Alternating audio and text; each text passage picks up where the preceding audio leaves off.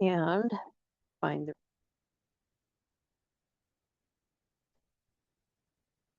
Okay, just begin to relax. And today we're looking at the difference between our critical and our nurturing parent. And we're looking at what they're really trying to do. Sometimes our nurturing parent can seem so very loving and helpful, but it's also saying, oh, go ahead and do it, honey. It's okay this time. And it might not be okay, even that one time. Sometimes our critical parent can be something very harsh and saying something more like, oh, you keep doing this and you know it's bad for you. You've got to stop doing this. You always do this stuff. So, what are they really trying to tell us? Let's get to the core of it, look beneath that because your subconscious is always trying to protect you and help you. So, just begin to get comfortable and relax. And this is meant to help you reach that special place for yourself to take a few minutes to each day, hopefully, or at least frequently, and be able to relax and go deeper and allow your subconscious to speak to you in your waking state.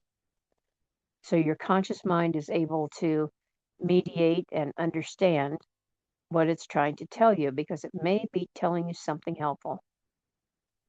And as I just said a few minutes ago, sometimes we see um, things that involve food or substances that we think we'll just have this once because this will help. This will help me feel better. We'll do it just this time. And it doesn't. At best, it's something that just numbs us temporarily, and then later we have to deal with it. So sometimes we see things as being helpful, but they aren't.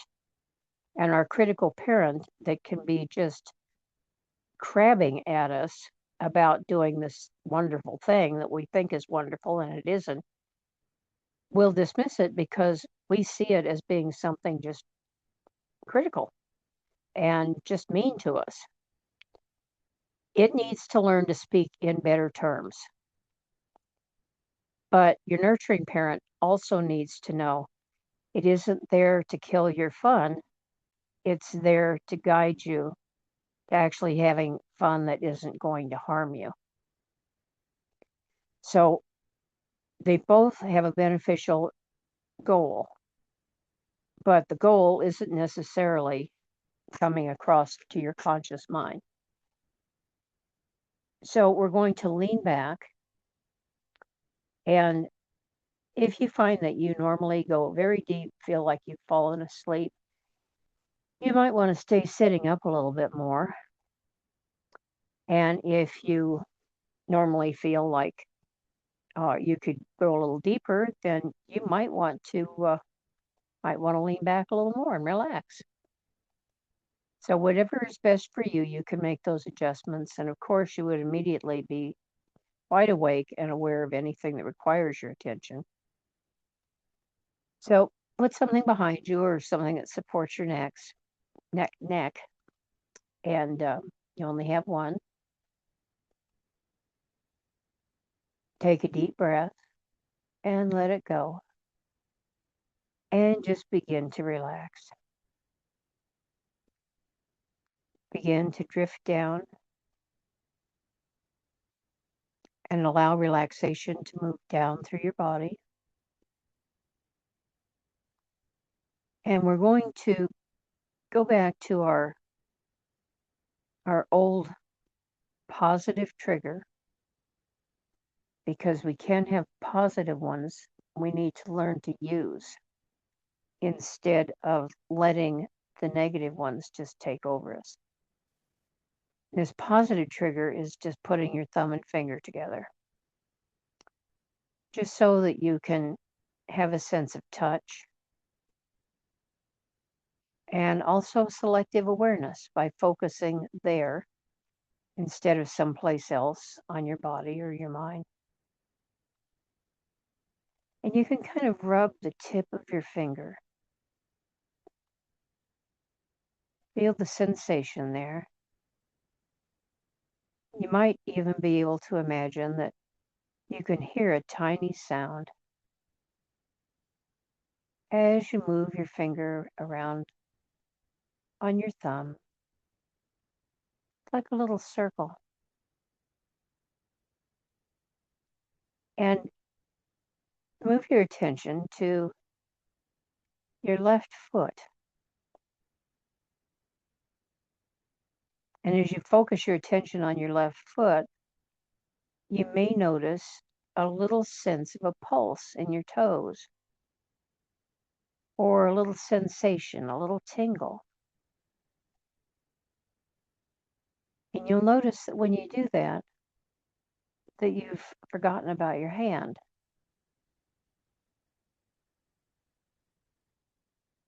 That sensation may be warm or cool. It may have any sort of feeling that is natural for you to have. And whatever it is, it's perfect and right. Because this is to learn to communicate with your body and your body to learn to communicate with you, because the subconscious is the mind of the body. All of the bodily things that we have happen to us when our subconscious is trying to communicate with us, they all affect us. They affect us in different ways, and sometimes we don't know what to connect them with. So being able to look at this connection helps us to understand more clearly what we need to do to bring our nervous system into balance and regulation, to release anxiety, to let go of things that are troubling to us, and to focus right here in this present moment. You just relax your left foot and your leg, and then move your attention back to your thumb and finger again. And this is a very active method of going into meditation. You can focus on your right foot, and you'll notice that even if you try, you can't really focus all of your attention on your foot when you're focusing on your hand. Your mind only thinks of one thing at a time. Sometimes it can move very quickly back and forth between things, but it is only thinking of one thing at a time. So we aren't doing anything magical with a particular finger or a particular foot or a particular anything. Whatever it is that you're experiencing is perfectly normal and good for you. Whatever you're feeling, whatever your sensation, whatever the image. And you might have an image of a color moving into your foot and up your leg, color that means relax, and in your hips and up into your chest. And your finger and your thumb are still there. So you can very quickly move your attention over there and start making those little circles again. And take another deep breath. And just hold it for a moment. Let it out slowly. When you let a breath out more slowly than you take it in, it tells your body that you're okay. Sometimes if we have some kind of serious anxiety, we can even tip our head back and open our mouth and take a deep breath. It can actually stop people from fainting. It's a very beneficial little skill. All these are things that pull us into the present moment. They pull us into mindfulness and remind us right where we are is the perfect place to be for right now. Our memories and thoughts can go any place they want to, but we know that our body and our mind and our spirit are right here and they're safe. Some other things that help besides making those little circles on the tip of your finger. Some other things might be to take a drink of water. Take another deep breath. Feel the surface beneath you. These things all put you in the present time and place. Now, our body has real necessities. The first one being breathing. That's why it's so helpful. If you take a deep breath in and attach any tension, particularly in your shoulders, let's look at our shoulders for a second. And as you exhale that breath slowly, send a message into your neck and shoulders to relax. Just let them float down. And they can get so loose and limp. And at this point, you probably need to lean your head back and allow your eyes to close. And you can relax your hand. But anytime your mind starts to wonder or wander, you can always come back to make that little circle on the tip of your finger with your thumb, or on your thumb with the tip of your finger. Because even there, you can only think of one thing at a time. As you begin to drift down deeper into a very peaceful state, we're going to take a deep breath and hold it to the count of 4. And then I'll count to 8 as you release it very slowly. And as you release it very slowly, you can also just relax that hand where you've been touching your thumb and finger together. And just let it go limp. Take that deep, deep breath now and hold it. 1, 2, 3, 4. And listen to the silence. The silence between the in-breath and the out-breath is profound and a perfect point of meditation. As you exhale slowly, 1, 2, 3, 4, going deeper into relaxation, 5, 6, getting ready to let go now, 7, to send a message throughout your body, and 8, relax. Let go, and you may feel that floaty feeling or a feeling of heaviness or heavy weightlessness. Some people refer to it as somewhere between floating and resting. And as you drift down deeper, you may begin to imagine a vertical measuring device of some kind. A big thermometer is good. Or even one of those blood pressure things.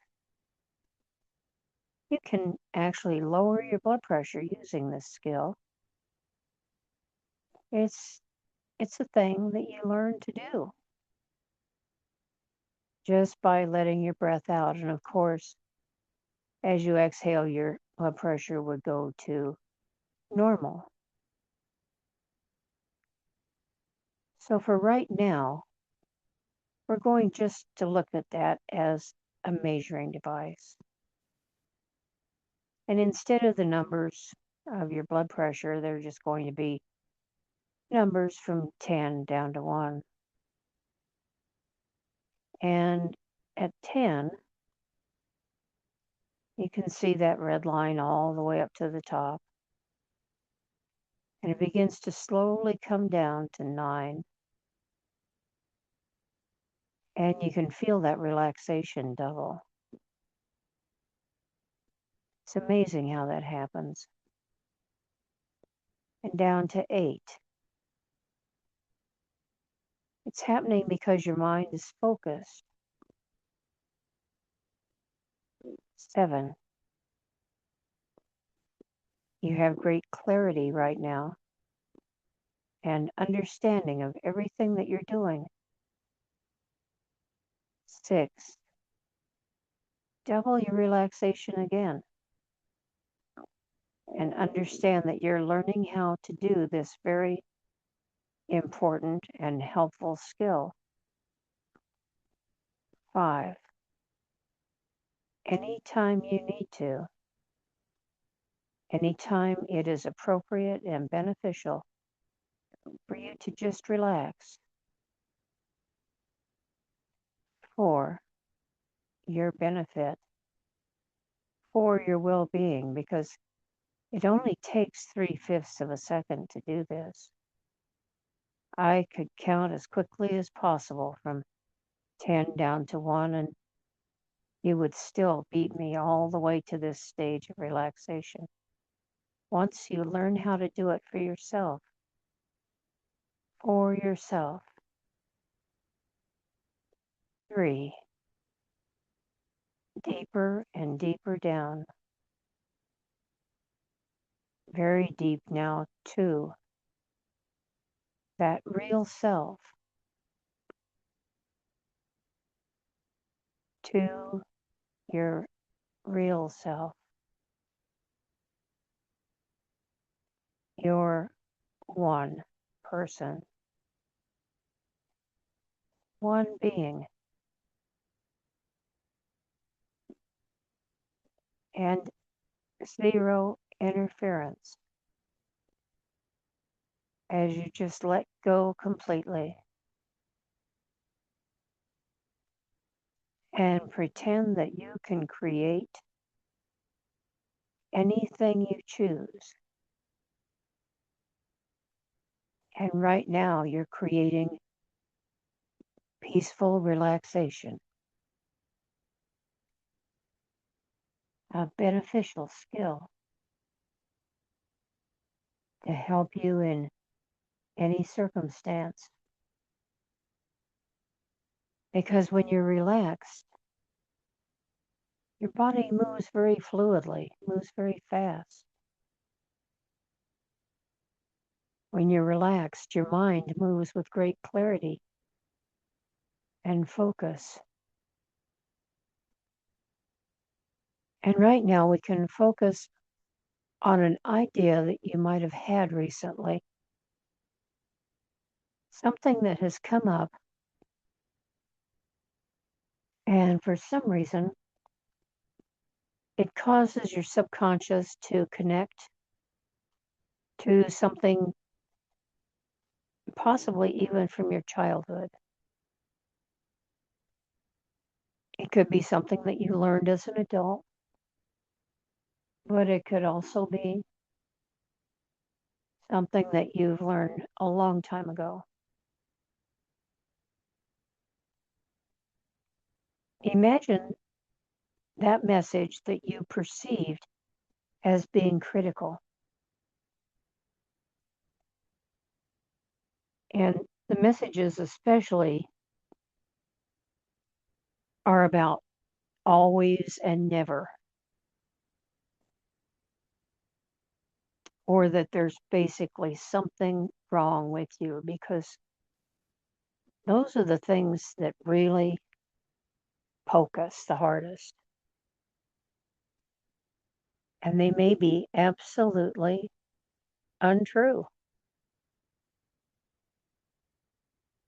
Is it possible that we've actually believed lies about ourselves for decades? It's absolutely true. Because our child's mind still remembers things from when we were a child and understands them in the same way. Our adult mind understands them completely different. So, what if you were a child and you were always trying to poke things into things like electric sockets or something, and somebody yelled at you and said, "You're always doing that. You're always doing that thing. You've got to stop that because it's bad." What is it really saying? The message we get is that we're always bad. But that isn't true. It never was true. Take a moment and think, what is that voice trying to say? What was that person that said something like that to you? And you can just fill in the blanks of the circumstances. Doing something that is dangerous, doing something that can cause you harm, is something you need to stop. And you need to stop it right away. And sometimes because people don't communicate well, they use words like always and never, and they use words like bad. What they're trying to say is, I often have to tell you to stop this because it's dangerous.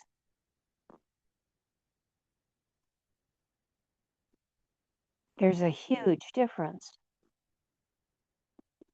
in saying, I'm concerned about you, sweetheart. I want you to be safe because I love you. Are you hearing that? I'm concerned about you, sweetheart, because I want you to be safe and I love you. This thing that you're doing, I don't think it's good for you.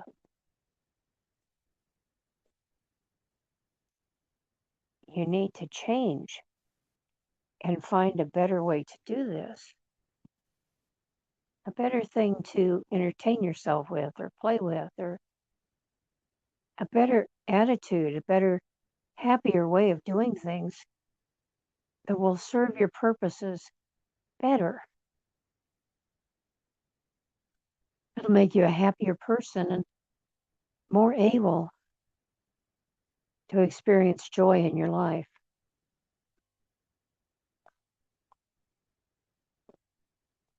You can hear how that's very different. But our critical parent has only learned how to communicate with those words that we look at now and think that they're really harsh. Those always and never words. We need to let that go. We need to see that there actually is a place and a time that people said those things to us, or we thought them about ourselves, when there might have been something that really did need to be changed. Because you're concerned about yourself, because you love yourself, and you want to be safe and happy. So maybe our critical parent isn't as different from our nurturing parent as we thought. And maybe our nurturing parent,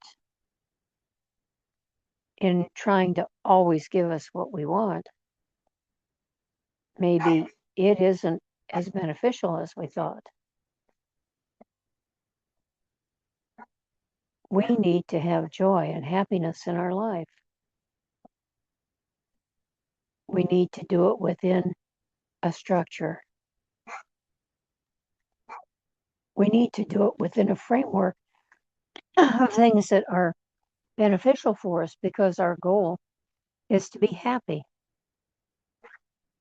Our goal is to live a full life. Wouldn't you agree with that? We've all seen parents with children that they give them everything. They never stop them, they never say no. We see those children getting hurt. We see them sometimes acting out in ways that we'll say they're acting out because they're something. In fact, what they're doing is they're acting that way because they've never learned to self-discipline and self-regulate or self-soothe. What is it that actually teaches us to self-regulate and self-soothe? How to be self-disciplined, just to do the things that are helpful to us. Maybe even do our program or do whatever healing modality that we're involved in. Instead of just thinking about it, we could actually do it. Like going to the doctor and actually taking the medicine they give us, instead of going and just setting the medicine on the counter and not taking it. At some point, we need to engage and actually do and experience the things that we need to do and experience. And sometimes that takes some self-discipline. But the word discipline comes from disciple. A disciple is someone that follows an idea. And hear me closely. A disciple is something that would follow a nurturing parent.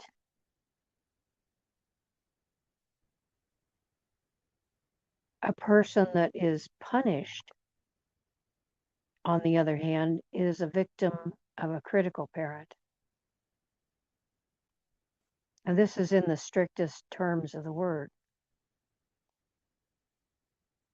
The goal is to make your parent self someone who can have a certain amount of discipline out of love and nurture your inner child to make it a disciple to follow along those pathways that are actually beneficial.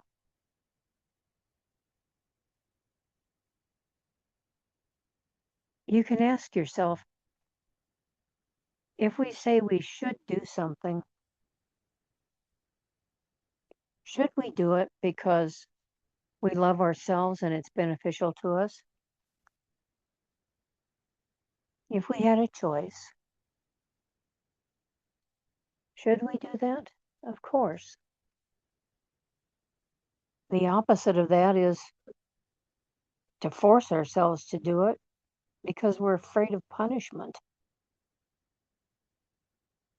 And sometimes we have punished ourselves. Sometimes we've even punished ourselves with things we thought were fun. And we thought were giving us something helpful, but they didn't. They turned out to be very unhelpful. It's the difference between saying, I have got to clean my whole house today from top to bottom, I'm going to do this rigidly and I'm going to be unhappy about it. That's fear of punishment, fear of criticism. It's fear of a lot of things, and we aren't fear-based people. It is our goal to be love-based people. Are you operating out of fear for yourself or out of love for yourself? People that operate from nurturing operate out of love. People that have been threatened with punishment tend to be self-critical. These are the strictest terms of the word. But to guide and discipline and to lead in the paths that are actually helpful to us, those things are actually nurturing. And they come from love.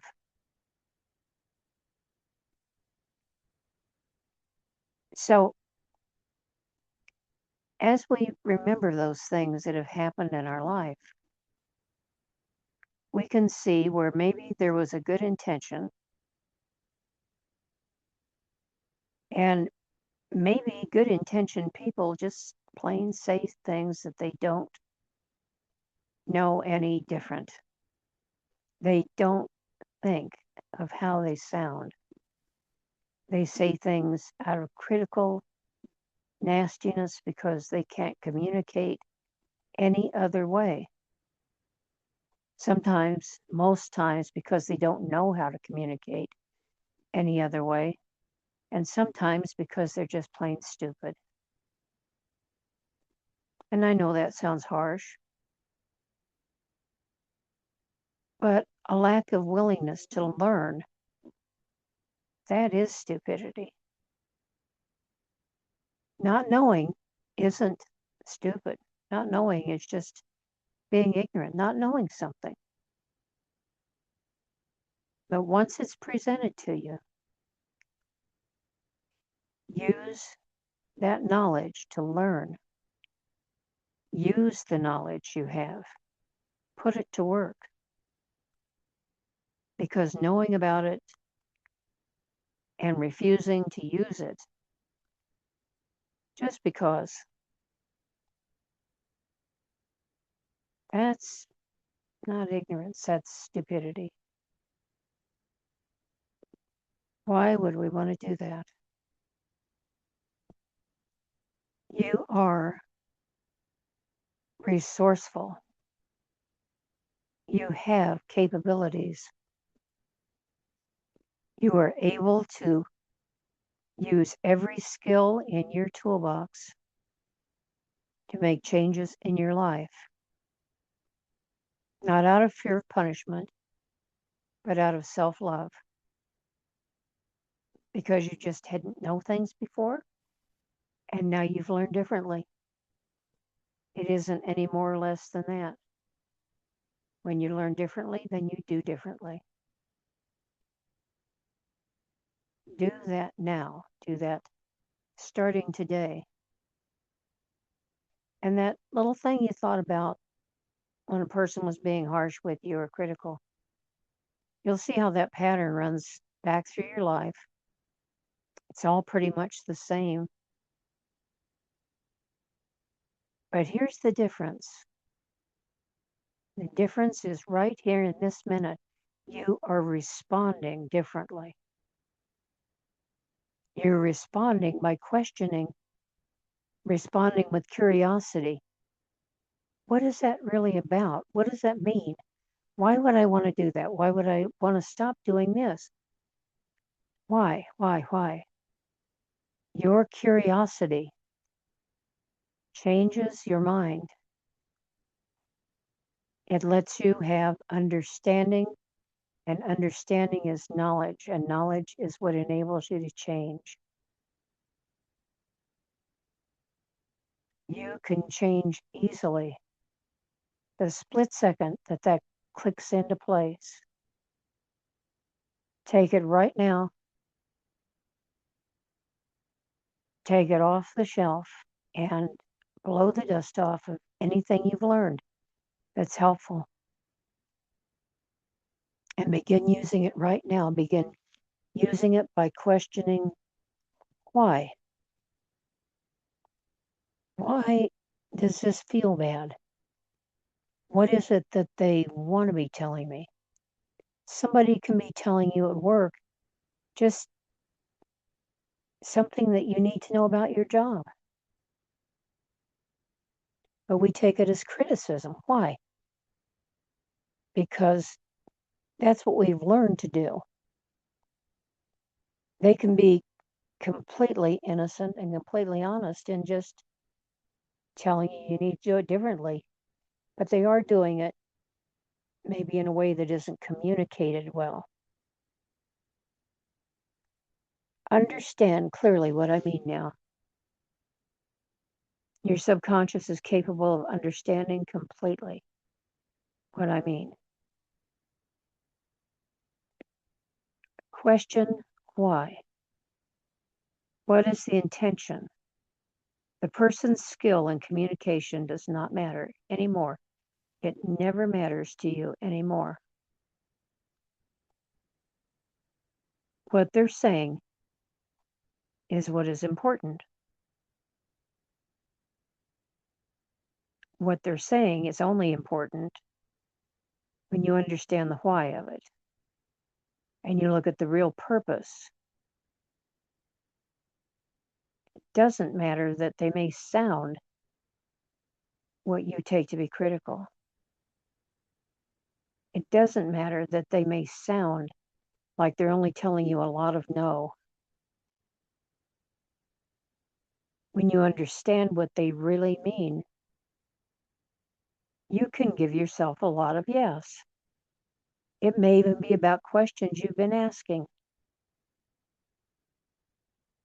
Take that knowledge in now to the deepest part of your true self.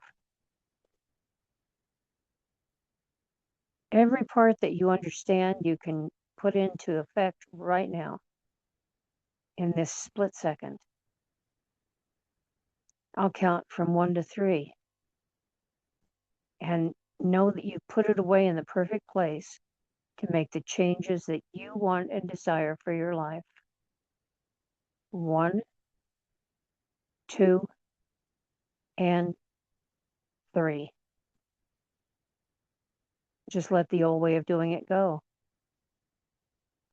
Your bright curiosity is what guides your life now, and it comes from love.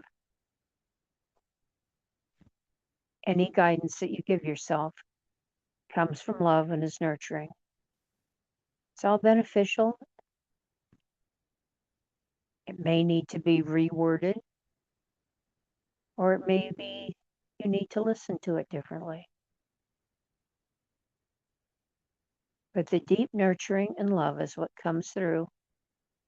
And that's what you always hear is, I love myself, and that's why I'm saying this. I'm trying to stop something. I don't even know why it's negative, but let me understand why. Why? The magic word, why? Understand yourself and let that be an open doorway to acting out of love instead of fear. And be at peace. In just a moment, I'm going to count from 1 to 5. At the count of 5, when you come back into your normal waking state, you bring this knowledge with you that you can operate out of love instead of fear. All the messages that you heard that were fear-based and afraid of punishment, they all get translated into adulthood. That's what the difference is. Children hear a language of fear. Adults hear a language of love. Hear that language of love for yourself. You are doing for yourself because you love yourself. You care about yourself. You are loved. And bring that with you into your waking state and your everyday life. Everyone that speaks to you is speaking the language of love. They might not know it, but they are. From now on, your ears hear love. You remember yourself. You remember these words and you remember the truth of them in your everyday life. And with the number 1, just begin to come up. Number 2, feel your weight on that welcoming surface beneath you. Number 3, feel relaxed, refreshed. And remember, the language of love sometimes starts with that little word, why? Why should I do this? Because I love myself enough to do this for myself. Why? Because you deserve every bit of love you give yourself. And with 3, you just take a deep breath. Relax. You're doing great. Number 4, just feel the need to stretch and move around a little bit. Wiggle your fingers and toes. And take another deep breath. Number 5, just open your eyes wide awake and feeling wonderful. All the way back. Wide awake and feeling wonderful.